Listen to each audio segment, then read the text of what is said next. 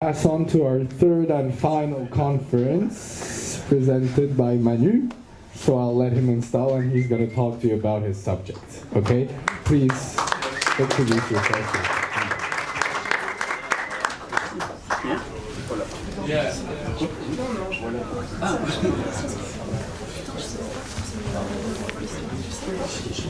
Good evening, everyone.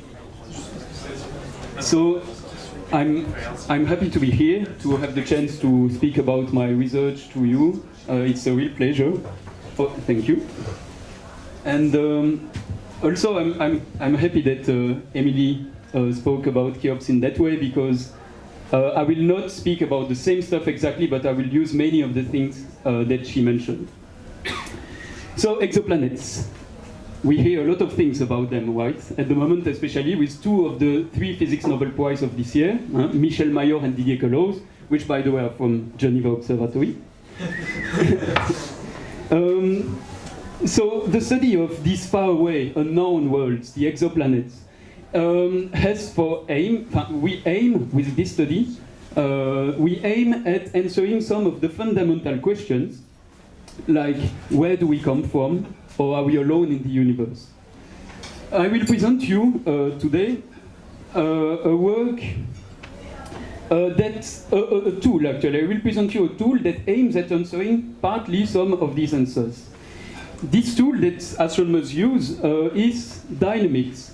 Dynamics, or the study of planetary motions. So how can we use, how can we study the motions, the movements of the planets?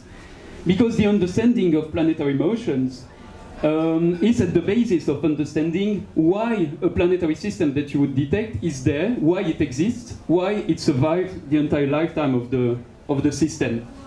So, yeah, I will introduce you to Order versus Chaos, a war for the survival of planetary systems. So, where do we come from? A way to answer this question, a part of the answer lies in the way our solar system formed. And how do planetary systems form now? That's a very tricky question, and actually we don't have an answer yet. We have the general outline is known. So the planetary systems form into the planets. They form into disks of gas and dust. But there remains many caveats, many points that remain unknown and that we need to solve. However, there is something that is sure, is that a good model of planet formation should be able to reproduce every planetary system that we observe. So the more planetary systems we detect, the more constraints we will add on the planet formation models. That's partly justifying why we are still searching for new planetary systems as well, because we want to add more constraints on our planet formation models. Okay, so far, after around 25 years of planet hunting, we already observe a huge diversity of planetary systems. With data taken of today from this website, exoplanet.eu, we have approximately 4,000 exoplanets discovered that are part of around 3,000 planetary systems. So we have a huge diversity of exoplanets. For example, the first exoplanet that was discovered around a solar-like star, 51 Pegasi, is very surprising. This planet has around 10 times the mass of Jupiter, but orbits the star in only 4 days. 4 days. Like Jupiter, for example, in comparison, orbits the Sun in around 12 years. So that's a very exotic system. Another system I would like to share with you is TRAPPIST-1. We already talked about it. So the 7-planet system that turn around a very low mass star. Now the specificity is that these 7 planets, they are in between, they have a period that is comprised in between 1.5 and 20 days. But like the orbit of Mercury, for example, Mercury takes, the innermost planet of our solar system, takes around 90 days to complete its orbit. So in here, the outermost planet of TRAPPIST-1 system is deep inside the orbit of Mercury. Therefore, TRAPPIST-1 is a very compact system. So in conclusion, a good model of planet formation should be able to reproduce not only our solar system, but also should be able to reproduce these exotic systems as well. Now, when we detect a planetary system, there are two kinds of information that are of particular importance to constrain the global models of planet formation, okay? And to understand also how the system we discover has been formed and has evolved. So a first element is to know about the global composition of the planets. So are the planets composed mostly of metals, mostly of rocks and water, or mostly of gas? And this information about the global composition of the planets, it is given by the measurements of the masses and radii of the planets, or by the measurement of the mean density of the planets. Now another capital information is to know about the shape of the orbits. Like, will the planetary orbits will they be circular and pile up in a regular way, or will they be more like this, flattened orbits, and irregular, or with different orientations? The shape of the orbit is very important because it is a direct consequence of the planet-planet interactions into your system. Therefore, it's a tracer of the past evolution of your system. So the past evolution of your system has an imprint on the actual shape of your orbits. Okay, so these are the two main elements. Now, how can we get this information? Via observations, of course. Emily told you about the two main methods to get these observations. They are the radial velocity and the transit method. So that's nice, I will not go back on these. The point is, sometimes, and actually quite often, the observations are not precise enough to give us the exact global composition of the planets. We have still uncertainties, especially for the mass measurements. They are not precise enough in most of the systems. So we cannot constrain further the models of planet formation because we don't have enough information. There are two big uncertainties. We don't know if the composition of the planet, for example, will be more metallic or will be more gaseous.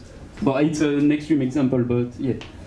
So we are clearly limited in here. We cannot constrain further the planet formation models. Now, is there a way we could use to go further with these observations and to try to still give better constraints on the planet formations? And yes, there is a possibility. It's using planetary dynamics. So, so far, all of the planetary systems that we have discovered, they have one thing in common at least. And this point in common is the stability. All of these systems you discover, they are stable because they survived since the beginning of the existence of the system. They survived until now to be observed. Here you can see on this small video the family of the planetary system that has been discovered by the satellite Kepler that Emily mentioned. So, as I mentioned earlier, we have a huge diversity of planetary systems, many different types of planetary systems, but each planet that you see here has a stable orbit. The stability is not something easy to get. It's not a property that is natural. It's actually, it consists in a subtle equilibrium. Okay, let's tackle our problem by taking this toy example. Let's suppose we've discovered this system that is composed of an inner planet with a size and mass similar to the ones of Jupiter. Let's suppose we have another gas giant at the outskirts of the system, and in the middle, we discovered a small Earth-sized planet that seems to be in the habitable zone, so the region around the star that is neither too close, not too far, so that liquid water could exist on the surface.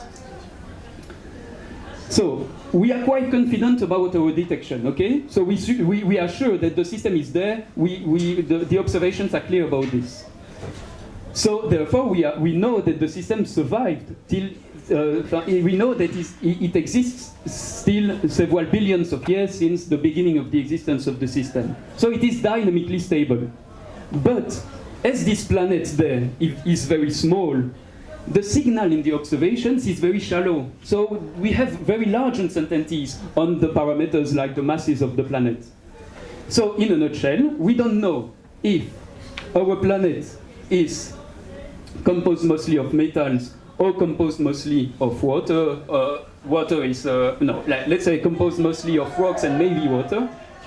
But we don't know as well if the orbit of the planet is circular or if it is significantly flattened. That means we don't know if the planet is continuously inside the habitable zone of the star or if it regularly exceeds the habitable zone and therefore would be less probable to have life on there.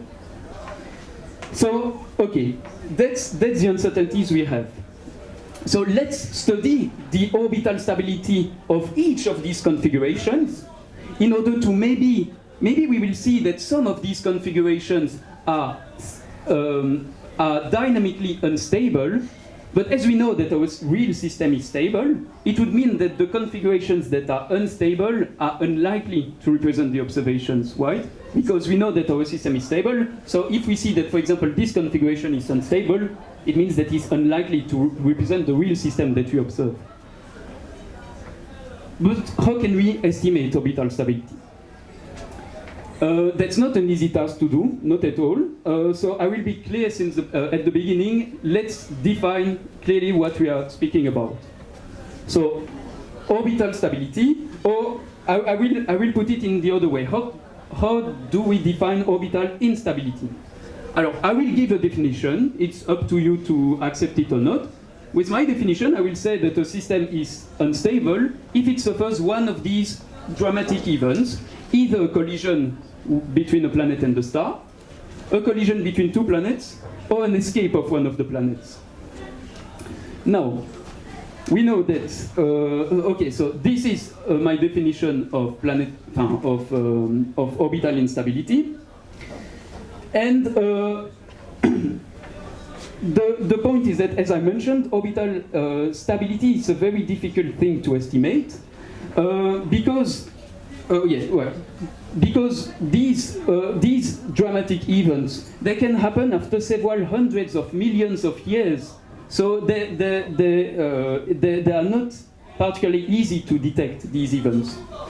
But all of the systems that are unstable, they are unstable because of a given mechanism, which is chaos.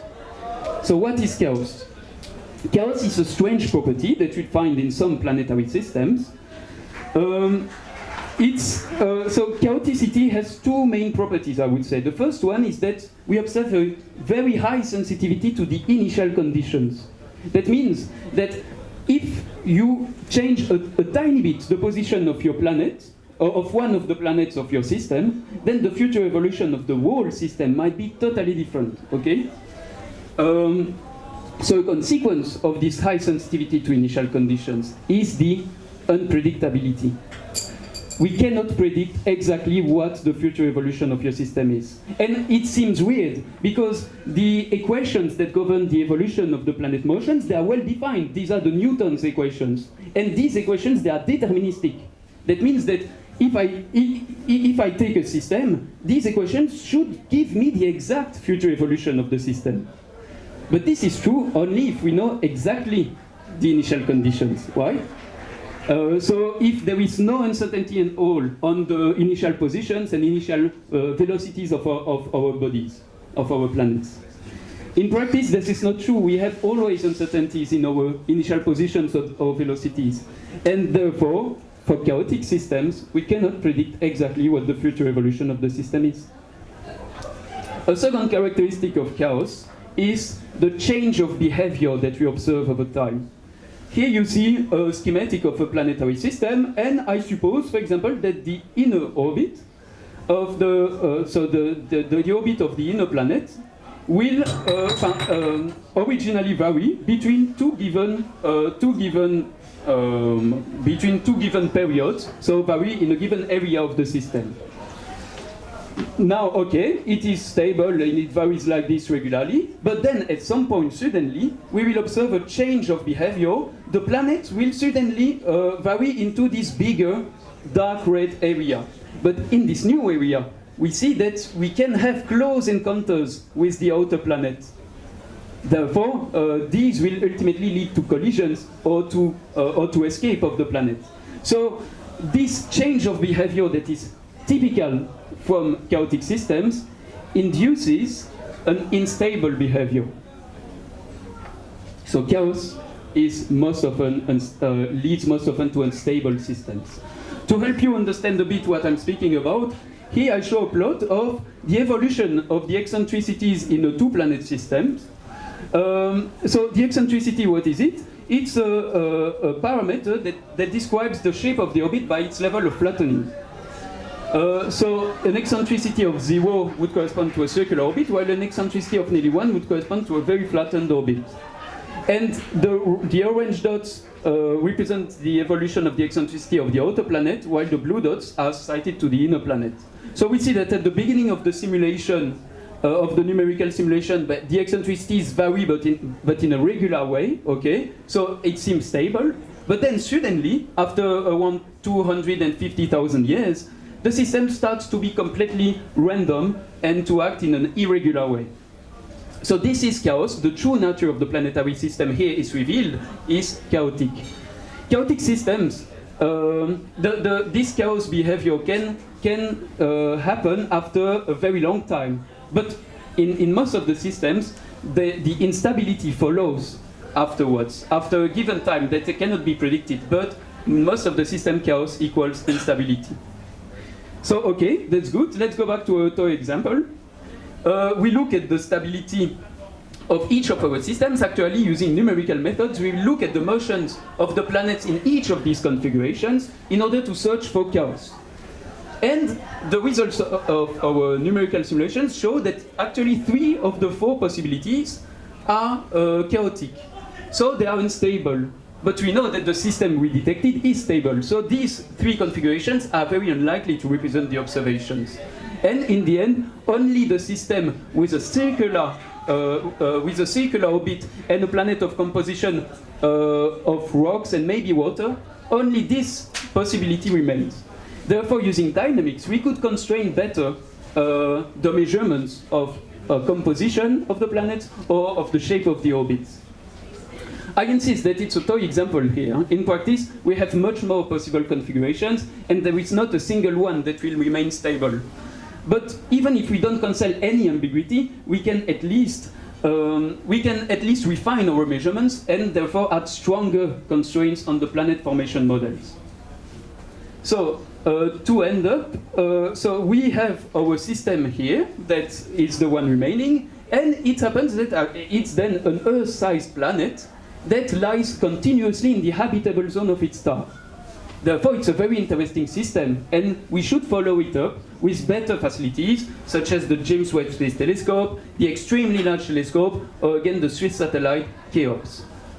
So these telescopes will look at the atmosphere of the planet in order to search for elements like water, or maybe in the further away future, elements like biomarkers that would indicate the presence of living organisms. So I hope I could convince you that the study of planetary dynamics has an important role to play at partly answering the questions of are we alone in the universe, or where do we come from? So that's all for me, and thank you for listening.